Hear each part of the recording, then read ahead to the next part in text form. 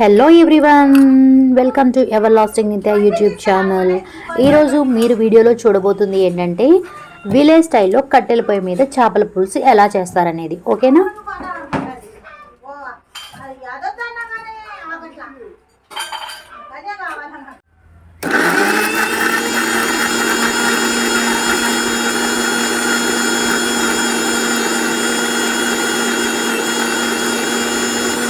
నా దృష్టిలో అయితే కట్టెల పొయ్యి వెలిగించడం అనేది ఒక ఆర్ట్ అని చెప్తానండి నేనైతే.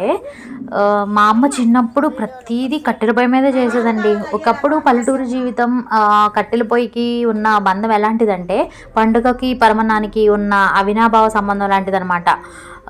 అలాంటి టేస్ట్ ఉండేది అప్పట్లో వంటలకి. మా మమ్మీ ఏది చేసినా కూడా లైక్ అన్నీ ఇంకా కట్టెల పొయ్యి మీదే చేసేది. ఇడ్లీ ఏంటి, దోశ, పప్పుచారు, ఎవ్రీథింగ్ ఇంకా కట్టెల పొయ్యి మీదే అనమాట. ఆ రుచి ఇప్పటి గ్యాస్ స్టవ్లో నేను ఇంకా వెతుకుతూనే ఉన్నానండి. అంత టేస్టీగా ఉండేవి కట్టెల పొయ్యి మీద వంటలు.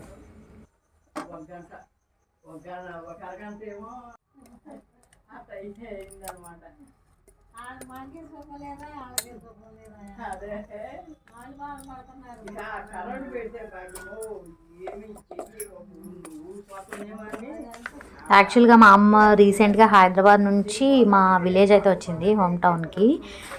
అయితే మా అమ్మ రాగానే మా ఇంటి పక్కన ఒక పెద్దమ్మ ఉంటారు, ఆవిడ వచ్చారనమాట. ఈవిడ ఇంకా వాళ్ళ హెల్త్ ఇష్యూస్ గురించి మాట్లాడుకుంటూ ఉన్నారనమాట.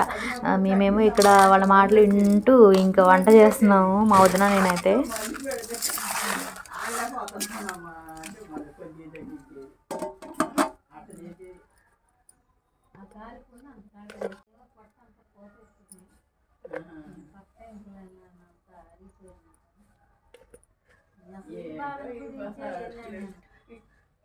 ఎంతో కొంత ఎక్కువ తిట్టవా?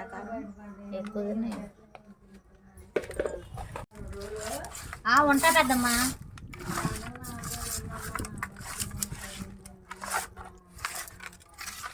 యాక్చువల్గా నేను ఈ వ్లాగ్ చేసింది ఎప్పుడంటే సంక్రాంతి హాలిడేస్కి నేను మా ఊరు వెళ్ళినప్పుడు అనమాట. అప్పుడు చేసిన కర్రీ. సో నేను కొంచెం లేట్గా అప్లోడ్ చేస్తున్నాను.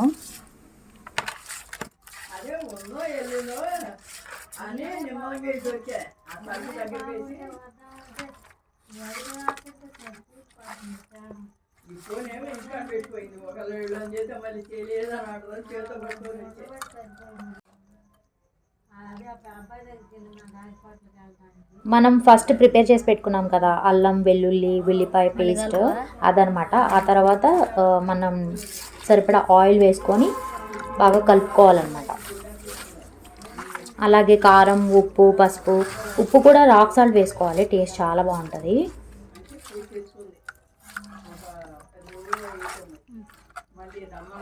అవన్నీ కలిపిన తర్వాత ఇంకా ఫైనల్గా చింతపండు పులుసు యాడ్ చేసుకొని మనం ముక్క మునిగేంత వరకు వాటర్ కూడా యాడ్ చేసుకొని ఇంకా కట్టెల పొయ్యి మీద పెట్టేసుకోవడమే.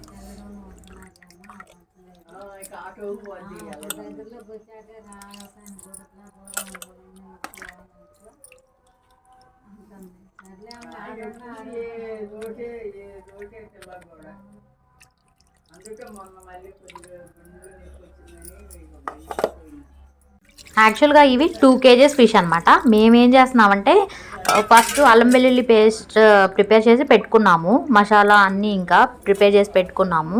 అన్నీ కలిపేసి స్టవ్ లైక్ పొయ్యి మీద అయితే పెట్టేస్తున్నాం. మా అమ్మ స్టైల్ ఇదేనమాట. అంటే మా అమ్మనే కాదు, పల్లెటూరు స్టైల్లో ఎవరు చేసినా ఇంతే చేస్తారు. చేపల పులుసు చాలా బాగుంటుంది. దీన్ని ఇప్పటికిప్పుడు అంటే వండిన వెంటనే కాకుండా ఈవినింగ్ కానీ, ఆ రోజు ఈవినింగ్ కానీ, నెక్స్ట్ డే మార్నింగ్ కానీ తింటే ఉంటుందండి, మామూలుగా ఉండదు. మాకు ఇప్పుడు ప్రజెంట్ మట్టి కుండ లేక ఇందులో వండుతున్నాం, కానీ మట్టి కుండలో వండితే ఇంకా 1 వీక్ అయినా అలాగే ఉంటుంది తెలుసా చేపల పులుసు అనేది.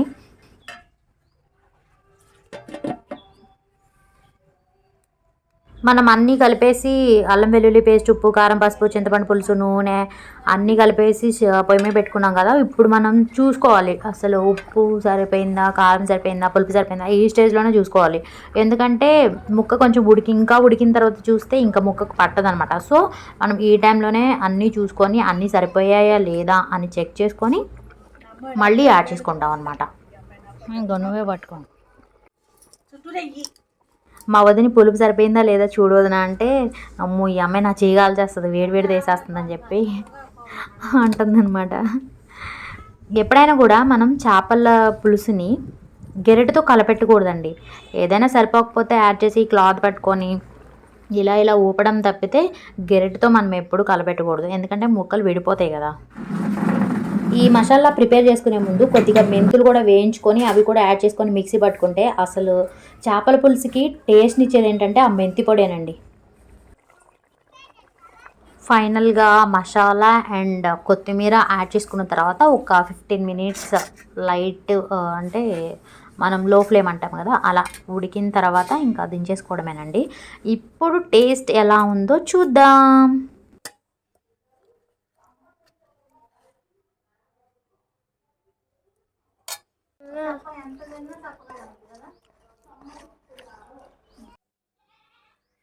ఇక్కడ మా అమ్మాయిని టేస్ట్ చూసి చెప్పమ్మా ఎలా ఉందో కొద్దిగా తినేసి అంటే, నోట్లో పెట్టగానే మమ్మీ బాగుంది బాగుందండి, కొద్దిసేపు నమ్మలవే బాబు, నమిలిన తర్వాత చెప్పు అంటే అప్పుడు చెప్తుంది ఇంకా బాగుంది మమ్మీ, బాగా చేసావు మమ్మీ అని. మరి ఇదండి కట్టెల పొయ్యి మీద చేపల పులుసు చేసే విధానం. మరి మీకు నచ్చిందా ఈ వీడియో మీకు నచ్చితే ఒక లైక్ ఇవ్వండి, అలాగే ఛానల్ సబ్స్క్రైబ్ చేసుకోవడం అసలు మర్చిపోవద్దు. బాయ్.